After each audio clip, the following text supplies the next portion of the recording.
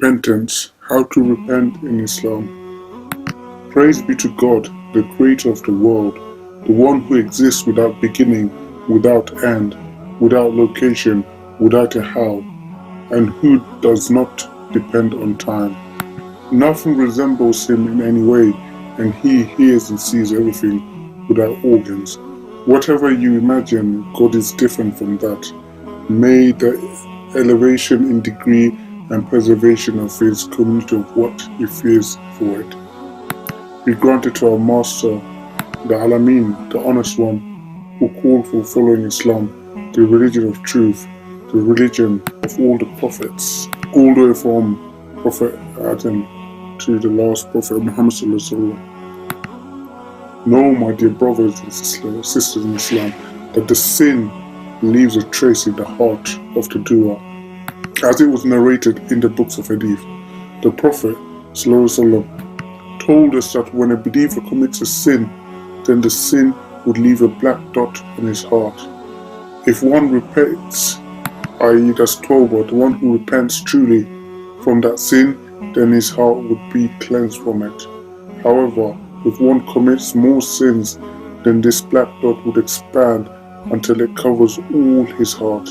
This is what is meant in Ayah 14 of Surah Al-Mutaffifin. So dear brothers and sisters in Islam, do not stay away from repentance to Allah subhanahu wa ta'ala, even if the sin is committed time after another, because the sincere repentance from a sin clears the heart from it. It is immediately narrated in the hadith of the Prophet ﷺ, who said, the majority of the children of Adam would commit sins, and the lucky ones are the ones who repent from these sins after committing them. O dear Muslims, prepare for yourself for the day of judgment, the day in which the mountains will turn into dust and the oceans will be lit in a blaze and dry out. Remember that great day, the day when no soul shall be able to benefit another in the least. In the entire matter, that day will be with Allah. Remember that whilst you still have your breath and you commit sin, you could always ask for Allah's forgiveness. As Allah SWT says, O my slaves who have transgressed against themselves by sinning, do not despair of the mercy of Allah, for Allah is the one who forgives the sins, and He is the most forgiving and the most merciful. So do not say Allah will not forgive my sins, and as He will definitely listen to your repentance. So do not think that your sins will not be forgiven, and He will definitely torture you in the hereafter. Believing as such is forbidden, because we know that Allah is of forgiving, most merciful. How would we even ascertain that Allah will definitely torture us? We know His torture is severe, so severe. However, we also know that He is the most forgiving, the most merciful.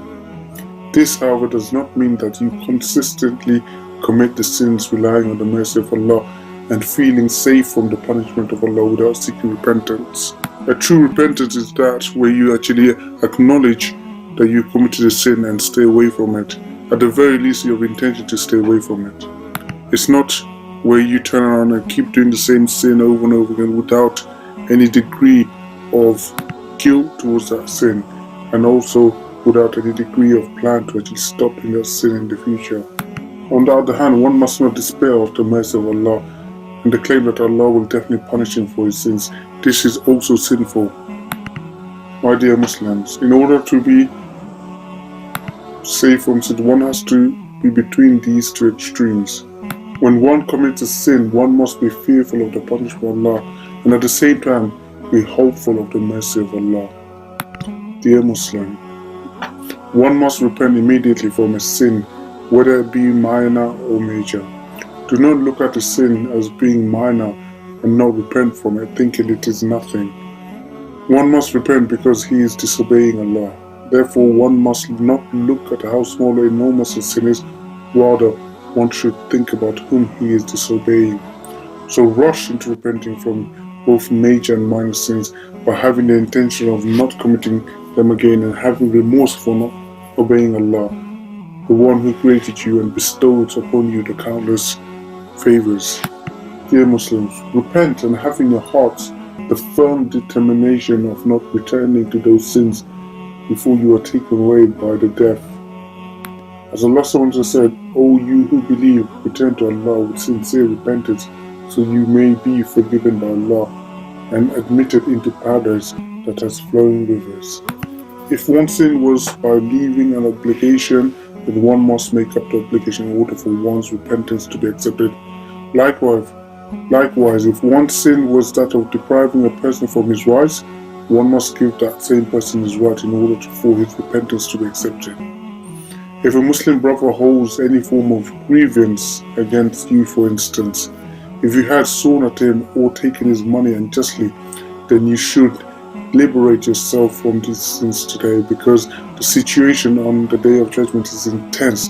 It is a day when the person flees from his brother, his father, his mother, partner and children. If one owes a right to a person and dies before handing the rights without a valid religious excuse, then the oppressed takes from the good deeds of the oppressor on the Day of Judgment. And if the deeds taken are not enough, then the evil deeds of the oppressed are taken and given to the oppressor. Consequently, the oppressor is then thrown into hellfire. So dear Muslims, repent to Allah before death. Repent, my dear Muslims, until death unveils your secrets.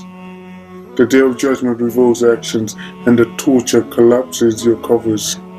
Rasulullah said, the person who repents of a sin, it is as if he did not commit it.